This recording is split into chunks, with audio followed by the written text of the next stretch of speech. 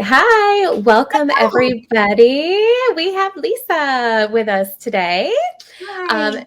she is one of our contributing writers, and she is gracious enough to join us to talk about a post that she wrote last fall. Three easy ways to encourage imagination in kids. So, we will talk about that in just a moment. But first, Lisa, do you want to tell us a little bit about you? Sure. I'm Lisa. I am a homeschooling mom of three. I have a rising kindergartner, and then I have a rising second grader and one who's about to start fifth grade. So we stay busy a lot. You'd think homeschooling home, right? But we are not home a lot. So we are fortunate enough. I love living in Louisville where there's lots of places that we can do our school on the go and learn in a lot of different settings. So we have a lot of fun. Yay. Awesome. Well, yeah. So you are going to read us a little bit from this post, right? Yes, Yes. Awesome. Okay. A lot of good info in here. So I'm just going to let you take it away. sure. When our children are toddlers and preschool age, the parent rarely needs to do anything to encourage imaginative play. They don't need to be taught how to become a unicorn or how to fight a giant. As kids get older, however, something changes. Playing pretend and using imagination becomes, as famed science fiction writer Ursula Le Guin put it, something that might be useful when the TV's out of order. So, how do we encourage our older elementary and middle school kids to continue to stretch their imagination muscles? As with a lot of parenting, the best course of action is to provide them with tools and then step out of the way. My oldest child is 9, and I can't pretend to be an expert in all things big kid yet, but these are some of the tools that our family finds essential to imagination exercise. Number one, wear costumes. Playing dress up's often something we think of as a game for small kids. However, the huge population of adult cosplayers around the world would beg to differ. Even big kids love to pretend they're other people. My oldest got a super cool Top Gun flight suit for his birthday that I don't think he took off for 2 days. Number two, go outside. It may seem obvious, but it can't be overstated how important outdoor play is for a child's imagination. Everything in nature can be something else. Being outdoors is completely open ended play. If your backyards become somewhere the kids have explored as much as possible, take them somewhere new. We're fortunate enough to live in a city with so many different kinds of natural areas to explore. Number three, be involved. I know, I just said to get out of the way. And I did mean it, sort of. When they're off on an adventure, you should absolutely leave them to it. But if they're still struggling with creative thinking and imagination activities, it's okay to give them a little help. One of the most fun things to do with kids this age is to ask them what if and follow them where that question takes them. What would you do if we discovered our house was haunted? What would happen if you found our pet dog could talk? What's the craziest recipe you can think of? Hint: if you have a kid like mine, the more opportunity there is for the answer to be gross, the better they'll like it. Perhaps your kids are not like mine and they'll need different encouragement to reawaken their wonder in the world or to leave reality behind for a bit.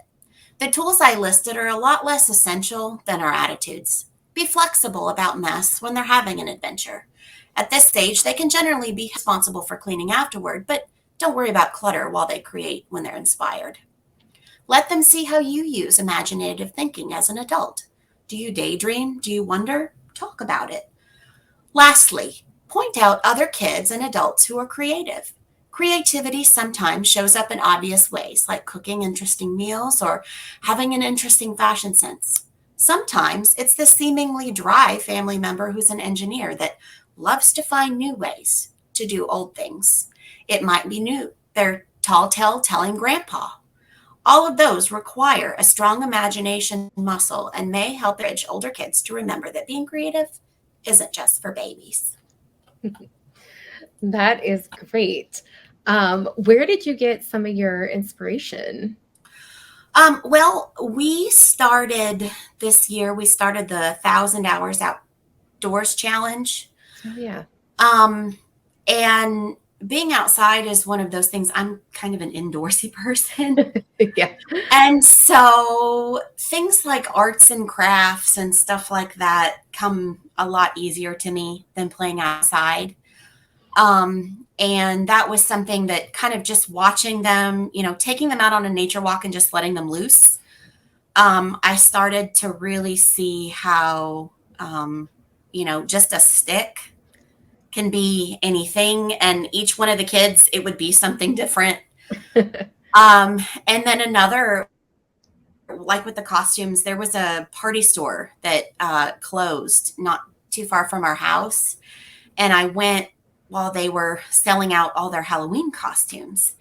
And so I got Daniel that flight suit. I got Matthew several different masks. And then Hannah, I think I got her some princess wands or something. And I always like dress up as a kid. And so it was one of those things. Sometimes you think of dress ups and costumes as just a certain time of the year. And then they fall apart and then you just get rid of them. But costumes are something that really you can, turn into a bunch of different things. If it's a top hat, it might have come with a, magician's thing, but then you could do a history lesson with it or something, And so, Yeah. There's a lot of different things that sometimes we like to put in a box for this type of play or for this particular thing. And I just wanted to give people a reminder that, sometimes, don't put those fun items in a box, and you might be surprised that they can turn into lots of other things. Yes. And so do you find that the going into kindergarten and then going into fifth grade, kids, they both engage with it equally, even if it's differently? They do, but definitely in different ways. My oldest he may not do as much pretend in certain sort of fantasy ideas, but he does a lot of like acting like real people. So things like careers, um, or like history lessons that we've done. Um, he really likes military history, and so he'll go out and he'll be, you know, participating in the Revolutionary War with his stick. Where the other one is fighting a dragon.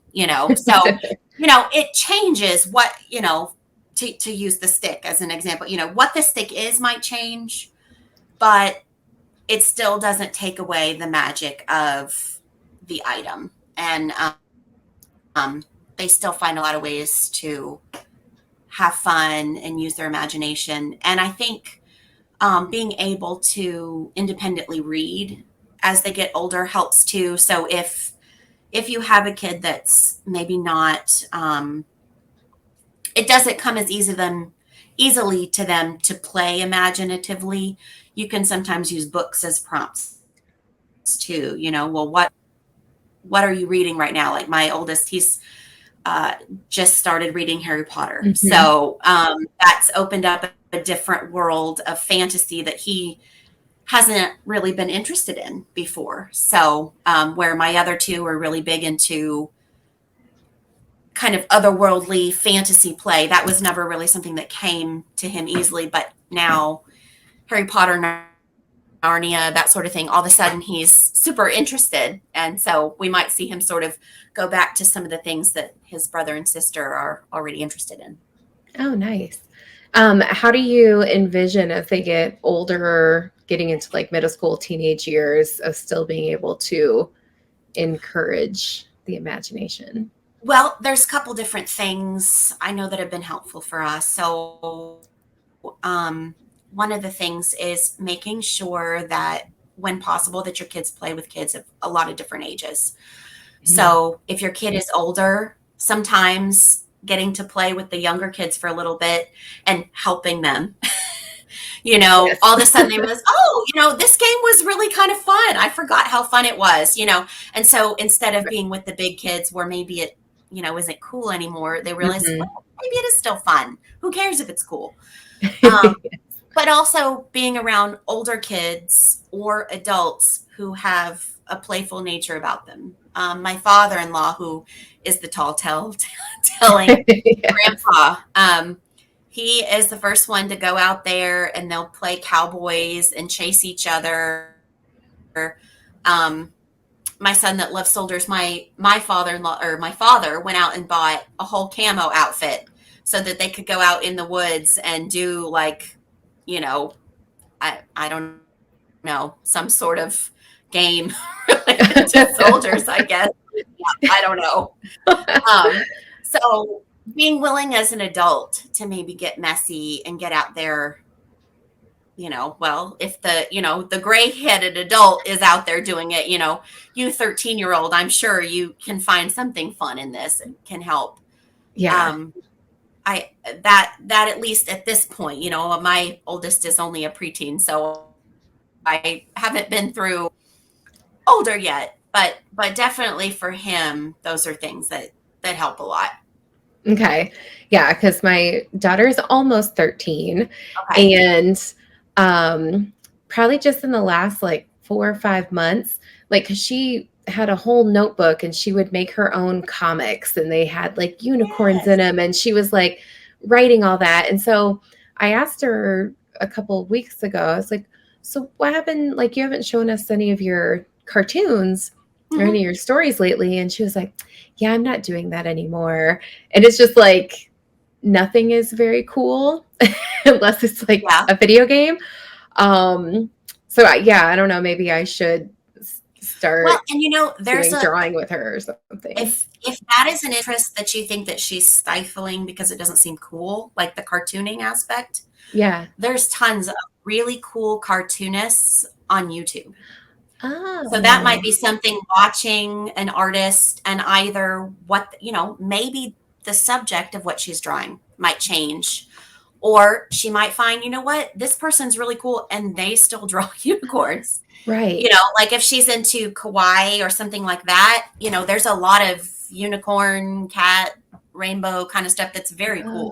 So, Oh, yes. Okay. Yeah. And she's been all into anime and like yeah. watching So, that so stuff. that might be anime, kawaii, and there's tons of even the Art for Kids Hub, which is on YouTube. Mm, He does drawing videos for different ages and he has I think the oldest, I can't remember, I think it's his son that's oldest, and he's around that age.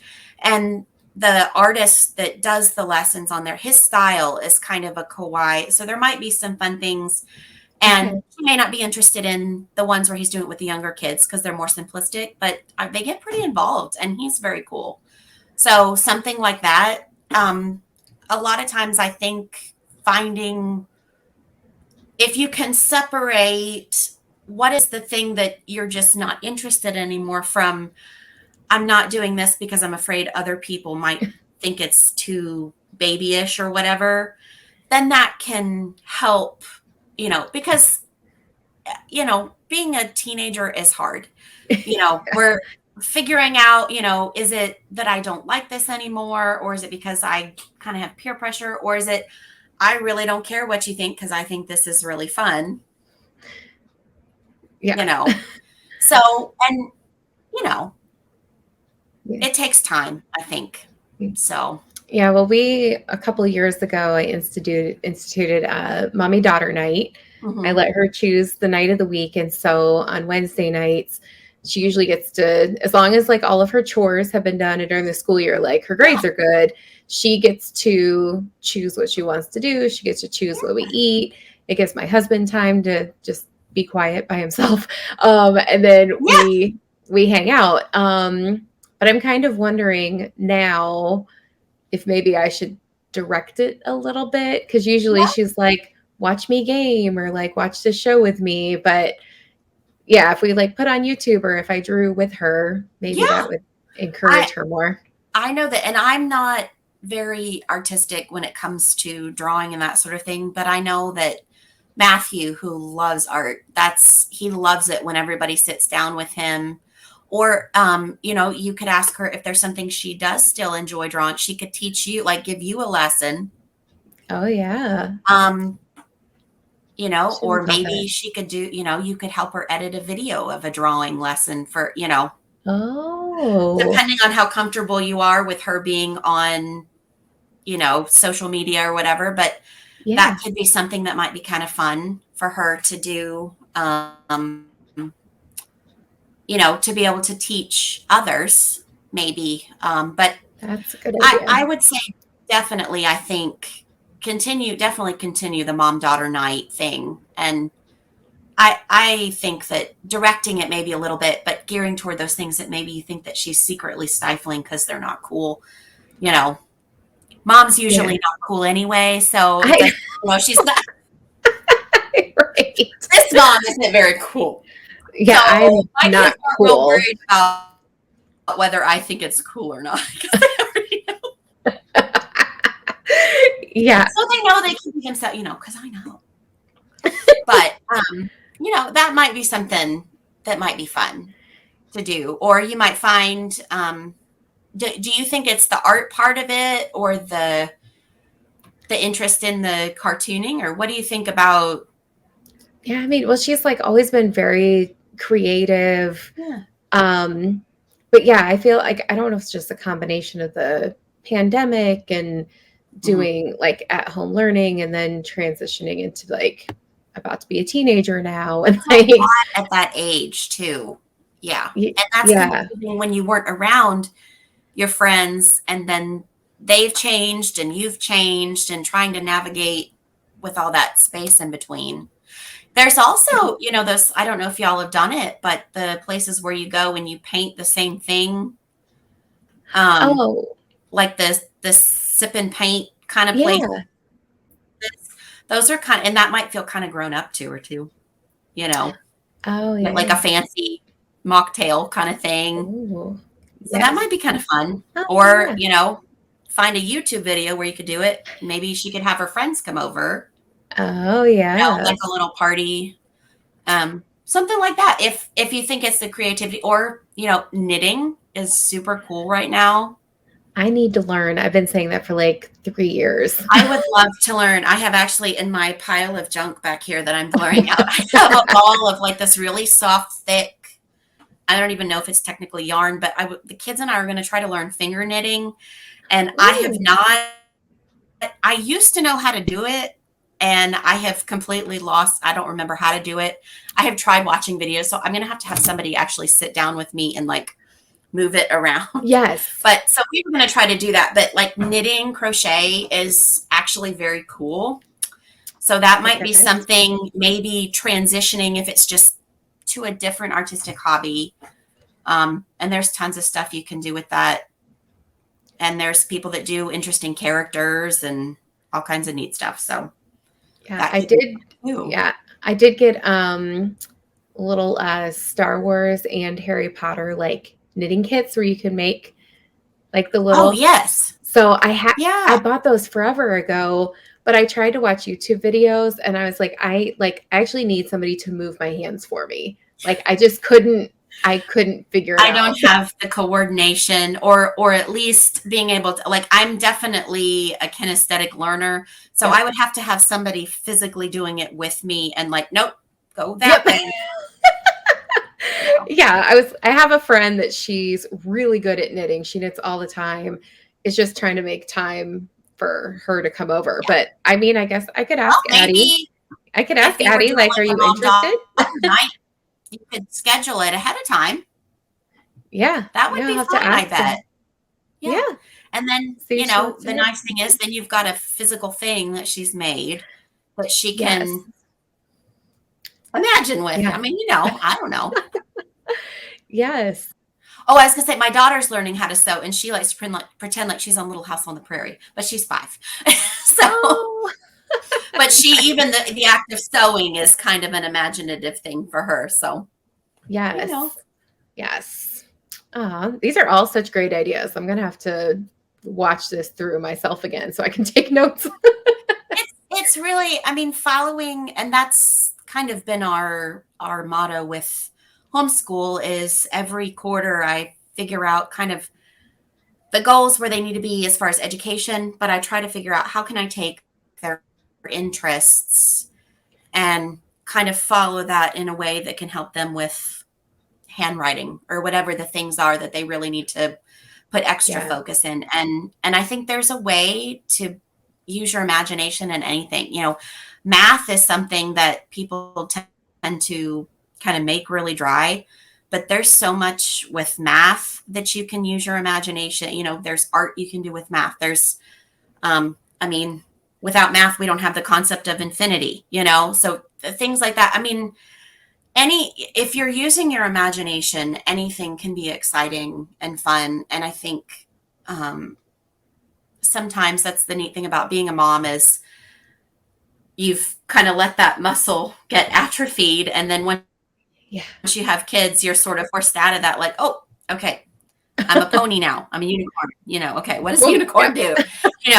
So, but when they get older, they start to, and so you do have to be a little bit creative, but definitely if they have an existing interest, latch onto that in some way, and they'll have enough fun to where even if it's not cool, over time, they won't care anymore if their friends are interested in it because they really like whatever it is. So or they can do it in the privacy of their room, Right. Yeah. And not tell anybody, but they still enjoy their drawing or their stories that they write or whatever. But I think the nice thing is I think it's getting easier with social media to where you can find your niche group of people that, maybe like when we were growing up, a lot of that was pretty new. So things were still sort of homogenous as far as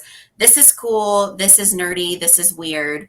Whereas now you can find, well, I'm into this very niche interest or, like something like cosplay, which, at our age, as teenagers, we wouldn't have been caught dead wearing costumes to a movie. Or if you did, you were a very specific group of people going to see a very specific kind of movie. Now there's cosplayers for all kinds of things and they're adults of all ages. And so you could find that niche and go, oh, maybe that isn't so babyish. So, it might be, and I mean, you do have to be careful with communities online and just letting them run free. But if you can find, like I said, YouTube is a really neat way. You can preview the videos, make sure that the community is safe and healthy, but they can see, well, this person is super into this and they're not unusual or strange or uncool or whatever. So it can be, the internet can be a really difficult place for teens, but it can be really, really helpful when it's utilized. And I think learning how to use the internet safely is, an important skill anyway. So yeah. We use it a lot in our homeschool. Awesome. Well, yeah, this has been really good conversation, really good brainstorming. So I hope that anybody else that listens to this and I'll have to write one again once I have all teenagers and see if I was even remotely close. We'll see. Well, my daughter can be a test subject for these ideas. Oh, that's awesome. Yes. Well, thank you so much for taking some time out of your night. Thank you for having me. Away from your family. Yes. And then for everybody that's watching this, we are going to include the link for Lisa's post, also for the author profile. So you can check out all her other good posts, really good things for stuff all around Louisville. And leave other ideas in the comments too. Oh, yes. Because, everybody has different kinds of kids. So you might have something really interesting that didn't even cross our minds. Yes. So. I love that. Yeah. And then maybe we'll just turn this into one whole resource on ideas for every age level and personality. Yeah, it'd be fun. So yes, definitely comment below.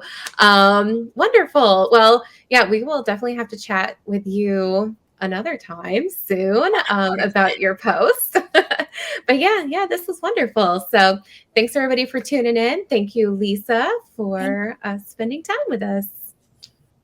All right, we'll catch you guys next time.